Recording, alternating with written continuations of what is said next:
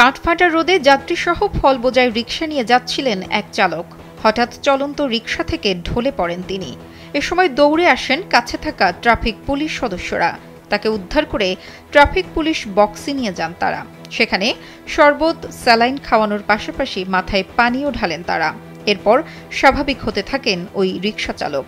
প্রায় ১ ঘণ্টা traffic police সদস্যদের সেবা যত্নে সুস্থ হন তিনি। সোমবার সকাল ৯:৩০টার দিকে রাজধানীর যাত্রাবাড়ী থানার সামনে ঘটে এই ঘটনা।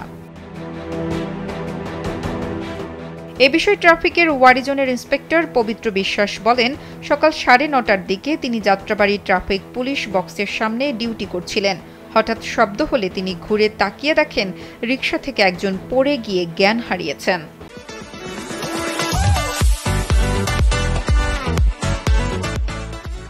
সেখানে গিয়ে ইন্সপেক্টর পবিত্র বিশ্বাস দেখেন ২ যাত্রী ওই রিকশা চালকের নাকে স্যান্ডেল ধরেছে। পরে তাদের সরিয়ে দ্রুত অন্য সহকর্মীদের নিয়ে ওই রিকশা চালককে উদ্ধার করে ট্রাফিক পুলিশ বক্সে নিয়ে আসেন পবিত্র বিশ্বাস। তখন তিনি ইশারা করে কিছু একটা বলছিলেন। পানি দেব কিনা বলাতেই মাথা নাড়ান ওই রিকশা চালক। পুলিশ বক্সে সাধারণ জনগণের জন্য বিলি করা পানি ও স্যালাইন ছিল। সেখান থেকে অসুস্থ রিকশা চালককে খাওয়ানো হয়, আনা হয় ডাবের পানীয়। এরপর তিনি ধীরে ধীরে স্বাভাবিক হতে থাকেন।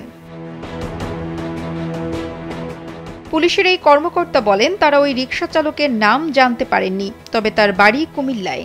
প্রচণ্ড গরমের কারণে তার এমন হয়েছে।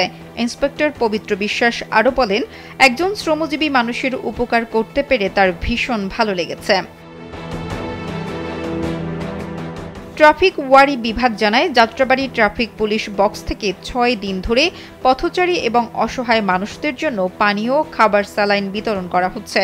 তার সুফল হিসেবে ওই অসুস্থ রিকশা চালককে সুস্থ করতে তাৎক্ষণিক ব্যবস্থা গ্রহণ করা সম্ভব হয়েছে। তাপপ্রবাহের শুরু থেকেই Dhaka metropolitan police commissioner Habibur রহমানের নির্দেশে রাজধানীতে সাধারণ জনগণ, পথচারী ও রিকশা চালক সহ বিভিন্ন পেশার খেটে খাওয়া মানুষের মাঝে বিশুদ্ধ পানি ও খাবার, স্যালাইন বিতরণ করা হচ্ছে। নুসরাত জাহান কলি, কালবেলা।